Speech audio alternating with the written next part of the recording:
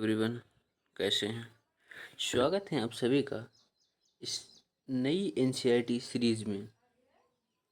इसमें हमने अभी तक 5 चैप्टर कंप्लीट कर लिए हैं। अब हम क्लास इस 6 की एनसीईआरटी जो है इसका चैप्टर नंबर 6 हम करने वाले हैं। आइए शुरू करते हैं इस चैप्टर को। अध्याय 6, नए प्रश्न नए विचार। अनघा निकली सैर पर। अनघा आज पहली बार अपने विद्यालय की ओर से सैर पर जा रही थी। इसके लिए उसने देर रात पुणे महाराष्ट्र से बनारसी उत्तर प्रदेश की ट्रेन पकड़ी। स्टेशन पर अनघा अनघा ने को छोड़ने आई उसकी माँ ने अध्यापिका से कहा, बच्चों को बुद्ध के बारे में बताने के साथ साथ उन्हें सारनाथ दिखाने भी ले जाइएगा। बुद्ध की कहानी। बुद्ध की कहानी। बौद्ध धर्म के संस्थापक सिद्धार्थ, जिन्हें गौतम के नाम से भी जाना जाता है, उनका जन्म लगभग 2500 वर्ष पूर्व हुआ था। यह वह समय था जब लोगों के जीवन में तेजी से परिवर्तन हो रहे थे। जैसा कि तुमने अध्याय 5 में पढ़ा, महाजनपदों के कुछ राजा इस समय बहुत शक्तिशाली हो गए थे। हजारों सालों के बाद फिर से नगर उभर रहे थे। नगरों के जीवन में बहुत बदलाव आ रहा था। अध्याय 9 में देखो, बहुत से विचारक इन परिवर्तनों को समझने का प्रयास कर रहे थे। वे जीवन के सच्चे अर्थ को भी जानना चाह रहे थे। बुद्ध क्षत्रिय थे तथा शाक्य नामक एक छोटे से गण से संबंधित थे। युवावस्था में ही ज्ञान की खोज में उन्होंने घर के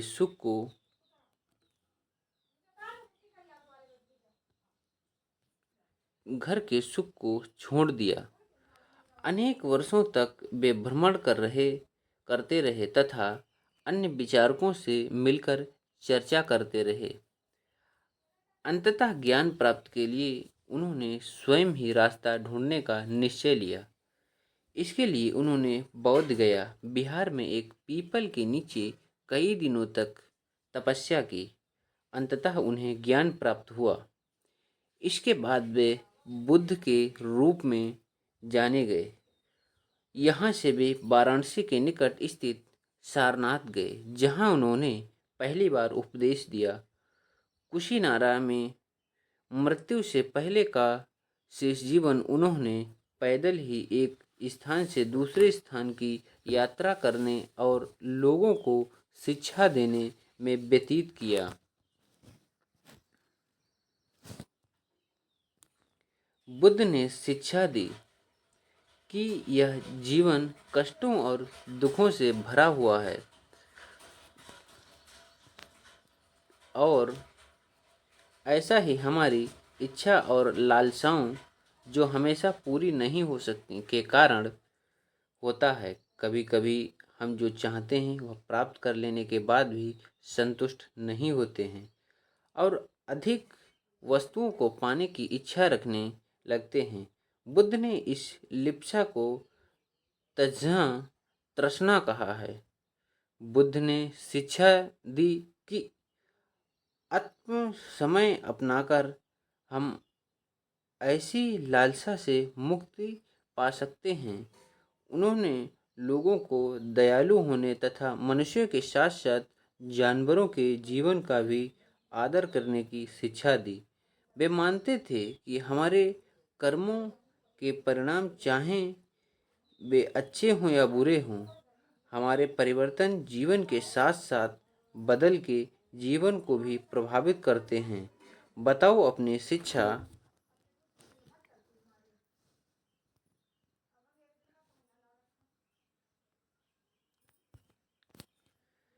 प्रभावित करते हैं। बुद्ध ने अपनी शिक्षा सामान्य लोगों की प्राकृतिक भाषा में दी।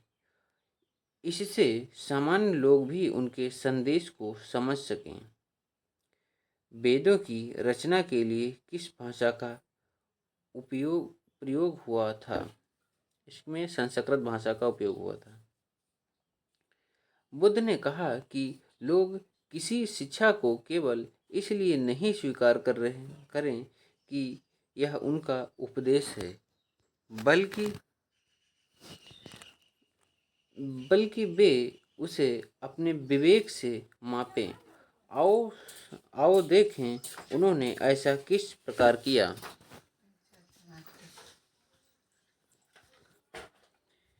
किशा गौतमी की कहानी। यह बुद्ध के विषय में एक प्रसिद्ध कहानी है। एक समय की बात है कि किशा गौतमी नामक एक स्त्री का पुत्र मर गया। इस बात से वह इतनी दुखी हुई कि वह अपने बच्चे को गोद में लिए नगर की सड़कों पर घूम घूम कर लोगों से प्रार्थना करने लगी कि कोई उसके पुत्र को जीवित कर दे। एक भला व्यक्ति उसे बुद्ध के पास ले गया। बुद्ध ने कहा, मुझे एक मुट्ठी सरसों के बीज लाकर दो, मैं तुम्हारे पुत्र को जीवित कर दूंगा। किशा गौतमी बहुत प्रसन्न हुई, पर जैसे ही वह बीज लाने के लिए जाने लगी तभी बुद्ध ने रोका और कहा, ये बीज एक ऐसे घर से मांग कर लाओ जहाँ किसी व्यक्ति की मृत्यु ना हुई हो। किशा गौतमी एक दरवाजे से दूसरे दरवाजे गई, लेकिन वहाँ जहाँ भी गई उसे पाया कि हर घर में किसी न किसी के पिता माता भाई बहन पति पत्नी बच्चे चाचा चाची दादा दादी की मृत्यु हुई है। बुद्ध दुखी माँ को क्या शिक्षा देने का प्रयास कर रहे थे? उपनिषद। उपनिषद। इसी समय बहुत से दूसरे चिंतक भी दार्शनिक प्रश्नों का उत्तर ढूंढने का प्रयास कर रहे थे। उनमें से कुछ मृत्यु के बाद के जीवन के बारे में जानना चाहते थे, जबकि अन्य यज्ञों की उपयोगिता के बारे में जानने को उत्सुक थे। इससे अधिकांश चिंतकों का यह मानना था कि इस विश्व में कुछ ऐसा तो है जो किसी स्थायी है और जो मृत्यु के बाद भी बचा रहता है। उन्होंने इसका वर्णन आत्मा तथा ब्रह्मा अथवा सार्वभौम आत्मा के रूप में किया। वे मानते थे वे मानते थे कि अंततः आत्मा तथा ब्रह्म एक ही है। ऐसे कई विचारों का संकलन उपनिषदों में हुआ है। उपनिषद उत्तर वैदिक ग्रंथों का हिस्सा थे। उपनिषद का शाब्दिक अर्थ है गुरु के समीप बैठना। इन ग्रंथों में अध्यापकों और विद्यार्थियों के बीच बातचीत का संकलन किया गया। प्रायः ये विचार सामान्यतः वार्तालाप के रूप में प्रस्तुत किए गए।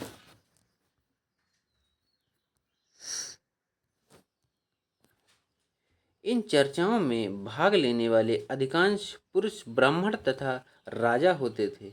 कभी कभी गर्गी, अपाला, घोषा, मैत्री जैसे स्त्री विचारकों का उल्लेख मिलता है, जो अपनी विद्वता के लिए जानी जाती थी और वाद विवाद में भाग लिया करती थी। निर्धन व्यक्ति इस तरह के वाद विवाद से बहुत कम ही हिस्सा लेते थे। इस तरह का एक प्रसिद्ध अपवाद सत्यकाम जवाल का है। सत्यकाम जवाल का नाम उनकी दासी माँ के नाम पर पड़ा। सत्यकाम के मन में सत्य जानने की इच्छा, तीव्र जिज्ञासा उत्पन्न हुई। गौतम नामक एक ब्राह्मण ने उन्हें अपने विद्यार्थी के रूप में स्वीकार किया तथा वह अपने समय के सर्वाधिक प्रसिद्ध विचारकों में से एक बन गया। उपनिषदों में के कई विचारकों का विकास बाद में प्रसिद्ध विचारक शंकराचार्य के द्वारा किया गया, जिसके बारे में कक्षा 7 में पढ़ेंगे।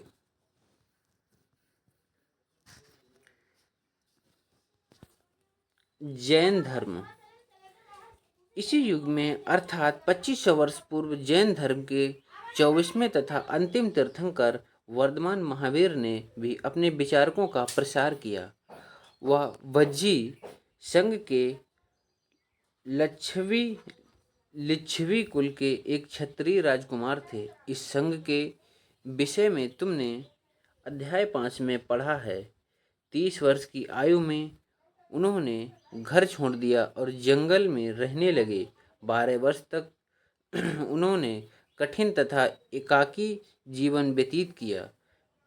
इसके बाद वे उन्हें ज्ञान प्राप्त हुआ। उनकी शिक्षा सरल थी। सत्य जानने की इच्छा रखने वाले प्रत्येक स्त्री व पुरुष को अपना घर छोड़ देना चाहिए। उन्होंने अहिंसा के नियमों का कड़ाई से पालन करना शुरू किया, अर्थात किसी भी जीवन को ना तो कष्ट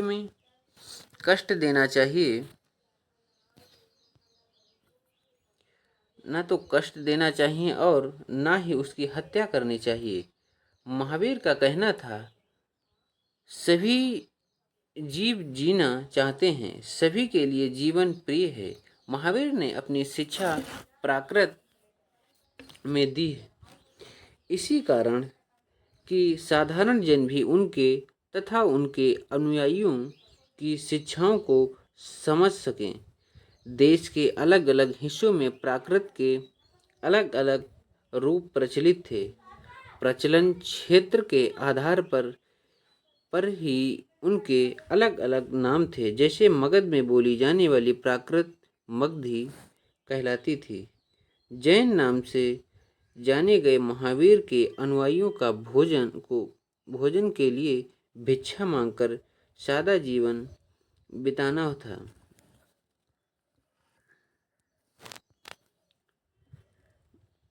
उन्हें पूरी तरह से ईमानदार होना पड़ता तथा चोरी न करने की उन्हें सख्त हिदायत थी। उन्हें ब्रह्मचर्य का पालन करना होता था। पुरुषों को वस्त्रों सहित सब कुछ त्याग देना पड़ता था।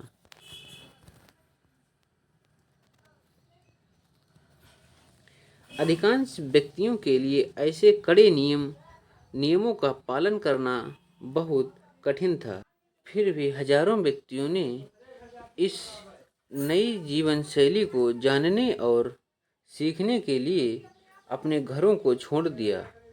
कई अपने घरों पर ही रहे और भिक्षुणी बने, लोगों को भोजन प्रदान कर उनकी सहायता करते रहे। मुख्यतः व्यापारियों ने जैन धर्म का समर्थन किया। किसानों के लिए इन नियमों का पालन अत्यंत कठिन था, क्योंकि फसल की रक्षा के लिए उन्हें कीड़े मकोड़े को मारना पड़ता था। बाद की सदियों में जैन धर्म उत्तर भारत के कई हिस्सों के साथ साथ गुजरात, तमिलनाडु और कर्नाटक में भी फैल गया। महावीर तथा उनके अनुयायियों की शिक्षा कई शताब्दियों तक मौखिक रूप से रही। वर्तमान रूप में उपलब्ध जैन धर्म की शिक्षाएं लगभग 1500 वर्ष पूर्व गुजरात में बल्लभी नामक स्थान पर लिखी गई थी।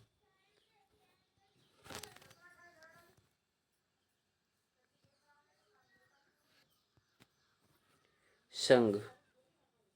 महावीर तथा बुद्ध दोनों का ही मानना था कि घर का त्याग करने पर ही सच्चे ज्ञान की प्राप्ति हो सकती है। ऐसे लोगों के लिए उन्होंने संघ नामक संगठन बनाया, जहां घर का त्याग करने वाले लोग एक साथ रह सकें। संघ में रहने वाले बौद्ध भिक्षुओं के लिए बनाए गए नियम विनय पिटक नामक ग्रंथ में मिलते हैं। विनय पिटक से हमें पता चलता है कि संघ में पुरुषों और स्त्रियों के रहने की अलग अलग व्यवस्था थी। सभी व्यक्ति संघ में प्रवेश ले सकते थे। हालांकि संघ में प्रवेश के लिए बच्चों को अपने माता पिता से, दासों को अपने स्वामी से, राजा के यहाँ काम करने वाले लोगों को राजा से तथा कर्जदारों को अपने देनदारों से अनुमति लेनी होती थी। एक स्त्री को उसके लिए अपने पति से अनुमति लेनी होती थी।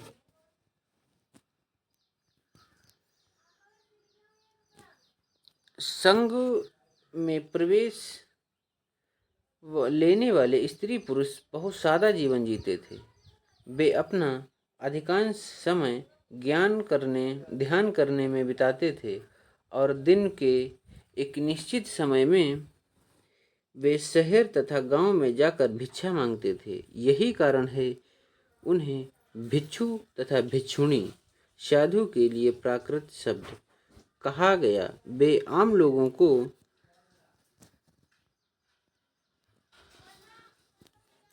शिक्षा देते थे और साथ ही एक दूसरे की सहायता भी करते थे।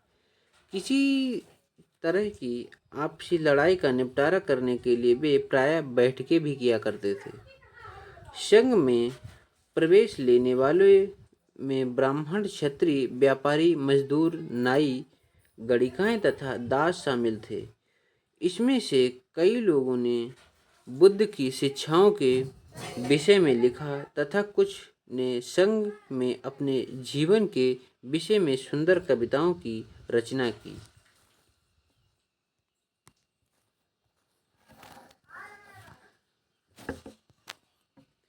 बिहार। जैन तथा बौद्ध भिक्षु पूरे साल एक स्थान से दूसरे स्थान तक घूमते हुए उपदेश दिया करते थे। केवल वर्षा ऋतु में जब यात्रा करना कठिन हो जाता था तो वे एक स्थान पर ही निवास करते थे। ऐसे समय में वे अपने अनुयायियों द्वारा उद्यानों में बनाए गए अस्थायी निवासों में अथवा पहाड़ी क्षेत्रों में प्राकृतिक गुफाओं में रहते थे।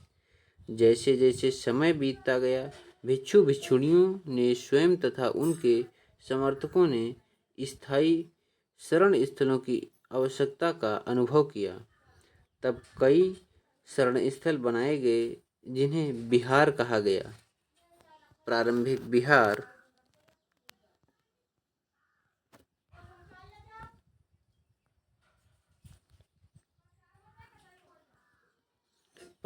बिहार लकड़ी के बनाए गए तथा बाद में इसके निर्माण में ईंटों का प्रयोग होने लगा।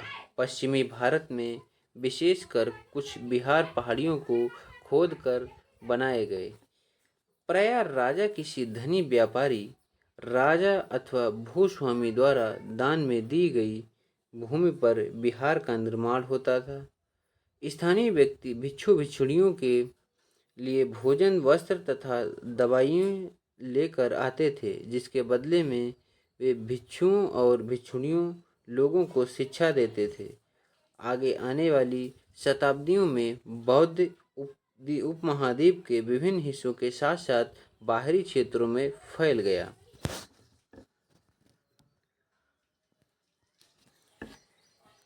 इस समय बुद्ध धर्म की एक नई महायान का विकास हुआ।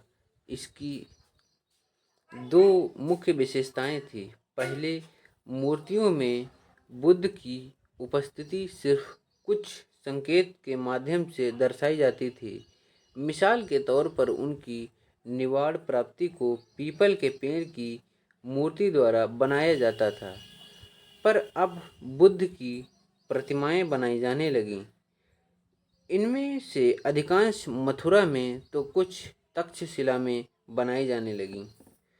दूसरा परिवर्तन बोधिसत्व में आस्था को लेकर आया। बोधिसत्व उन्हें कहते हैं जो ज्ञान प्राप्ति के बाद एकांत वास करते हुए ध्यान साधना करते हुए थे, लेकिन ऐसा करने के बजाय वे लोगों को शिक्षा देने और मदद के लिए सांसारिक प्रवेश में ही रहना ठीक समझने लगे। धीरे धीरे बोधिसत्व की पूजा काफ़ी लोकप्रिय हो गई और पूरे मध्य एशिया, चीन और बाद में कोरिया तथा जापान तक फैल गई। बौद्ध धर्म का प्रचार पश्चिमी और दक्षिणी भारत में हुआ, जहां बौद्ध भिक्षुओं के रहने के लिए पहाड़ों में दर्जनों गुफाएं खोदी गईं।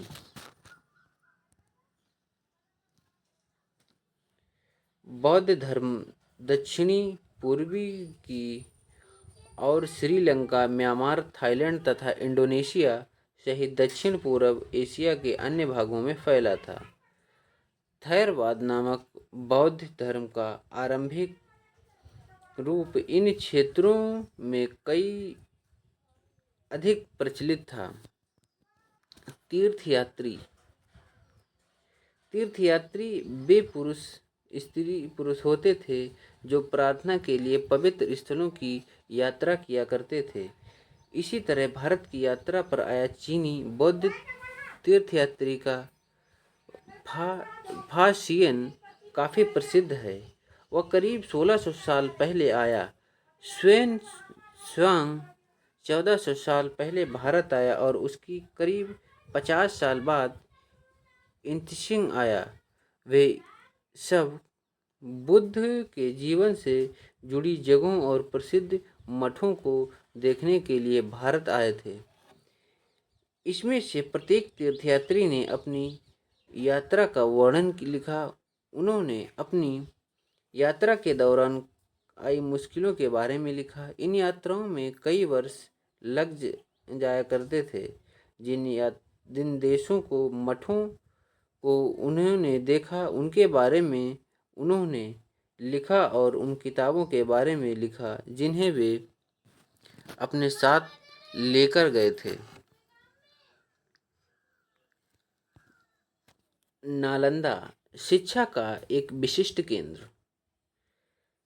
xuanzang तथा अन्य तीर्थयात्रियों ने उस समय के सबसे प्रसिद्ध बौद्ध विद्या केंद्र नालंदा में अध्ययन किया। उन्होंने नालंदा के बारे में इस प्रकार लिखा है, यहाँ के शिक्षक योग्यता तथा बुद्धि के सबसे आगे हैं। बुद्ध के उपदेशों का पूरी ईमानदारी से पालन करते हैं। मठ के नियम काफ़ी सख्त हैं जिन्हें सब ने मानना पड़ता है। पूरे दिन वाद विवाद चलते रहते हैं जिससे युवा और बुद्ध दोनों ही एक दूसरे में मदद करते हैं। विभिन्न शहरों में विद्वान लोग अपनी शंकाएं दूर करने यहाँ आते हैं।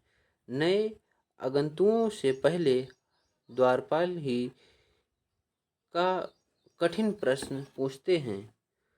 उन्होंने अंदर जाने की अनुमति तभी मिलती जब वे द्वारपाल को सही उत्तर दे पाते।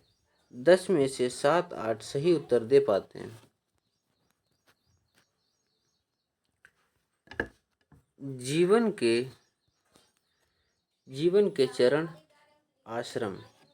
आश्रम शब्द का तात्पर्य जीवन के एक चरण से है। ब्रह्मचर्य, गृहस्थ, वानप्रस्थ तथा संन्यास नामक 4 आश्रमों की व्याख्या की गई है।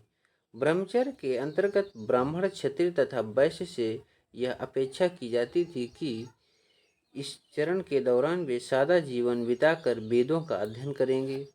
गृहस्थ आश्रम के दौरान अंतर्गत उन्हें विवाह कर एवं गृहस्थ के रूप में रहना होगा।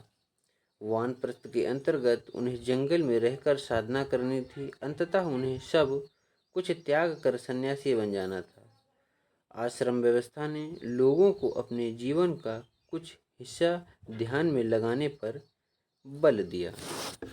इस चैप्टर की यहीं पर समाप्ति हो जाती है और अब हम आगे आने वाले चैप्टर को इसी तरह से बहुत ही आसानी से कंप्लीट करेंगे। तब तक के लिए बने रहिए हमारे चैनल पर और देखते रहिए हमारी आने वाली अगली वीडियो। तब तक के लिए इस वीडियो को लाइक कर चैनल को सब्सक्राइब करें साथ में, ताकि आने वाली वीडियो की नोटिफिकेशन बेल आप तक ज़रूर पहुंच सके। धन्यवाद।